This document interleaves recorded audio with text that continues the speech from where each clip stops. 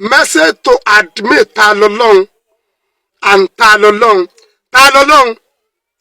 Tani Olohun Abdulaziz Adegbola aka Tani Olohun. Bá admit rẹ̀ sọ̀rọ̀. Ogun tó ti sí Ọlọ́run ní jẹ́ gbérí mọ́ o. Jẹ́ kó yí admit rẹ̀ pé omi sì tó kú lámú o. Bẹ́ẹ̀lì ni wọ́n fún ẹ kéèsì ń bẹ ní court. Tẹ́mi ọ̀dẹ̀ bẹ náà nǹkan tó rí wàhálà mọ́. Má jẹ́ kí admit rí ọ̀dá wàhálà lẹ́sìn Ọlọ́run o. Bàbá wa ṣe Ahmadu Labibu ìjọba wa Agbájì. Wọ́n bóde. Wọ́n dẹ̀ tó sọ̀rọ̀ peace and wisdom. Dìndìnrín ọmọ admit rẹ̀ yìí. Ó dẹ̀ tó fẹ́ sọ bàbá yìí di aláìdá. Nígbà tí àìmọye àwọn èèyàn tó rí wọn pẹ́ tí wọ́n comment new men comment and good comment síbi ọ̀rọ̀ yìí. Táàrí àwọn mùsùlùmí míì tí wọ́n ń bú bàbá ẹ̀ pé yànmọ̀yànmọ̀ ni wọ́n sọ. Ṣé òun retí pé kí bàbá wa àgbà ṣe Labibu Lágbàjì ìjọba ṣé kí wọ́n pe Ògún lọ́lọ́run yín ni? Àbọ̀ fẹ́ kí wọ́n pe Èṣù ní Ọlọ́run yín?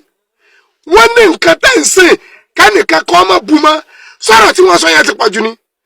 Admit Tani Olohun. Try to be careful yourself. Àrífín rẹ̀ ń pọ̀ o. Ọ̀yájú rẹ̀ ń pọ̀ o.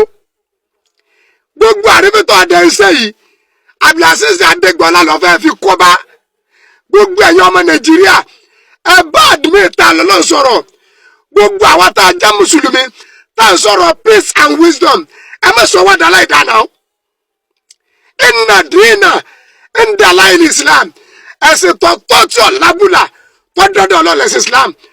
But ẹ jẹ́ kó yí ayé pé judgment ò sí lọ́wọ́ ẹ̀dá ọwọ́ Olódùmarè ló wà. Ẹ má torí ìyẹn máa wà rí fínà. Admit Tani Olohun. Dẹ́ẹ̀dẹ̀ mẹ́ra wo gìràgìrà rẹ̀ ti ń pọ̀ jù pẹ̀lú ọ̀gá wa fún àwọn aṣẹ́ Ahmadu Labibu ìjọba. Tó bá fún wọn lápọ̀lẹ́ láàárọ̀ wà bẹ̀rẹ̀ àrífín lọ́sàn-án. Èpè mú ọ ni. Ẹnà sọ́ra yín o. Wọ́n ní kí a fi oníṣẹ̀ṣẹ̀ lẹ̀kọ́ máa ṣe tiẹ̀. Kí kìrìsìtẹ́nì ó máa ṣe tiẹ̀. Kí mùsùlùmí ó máa ṣe tiẹ̀. Kẹ́nìkan máa bu ẹnìkan. Kí ló tún fẹ́ kí bàbá yọ sọ náà? Àrífín rẹ̀ ń pọ̀ o. Abdulaziz Adegbola aka Tani Olohun. Bá admit rẹ̀ sọ̀rọ̀. Òun àtàwọn kan náà ni wọ́n kó kún bọ́ ọ̀tẹ̀ lọ́rùn. Tí gbogbo ń tó ṣẹlẹ̀ fi ṣẹlẹ̀. Ọkùnrin mi tó ń ká sí Ọlọ́run o. Awífúnni kò tó dání agbájakadì ni o.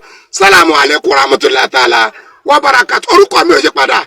Alhaji Abdulwasi Ahmed Elegasa aka Komando Fadul Ulama. Ọ̀nà Òdodo TV and everything.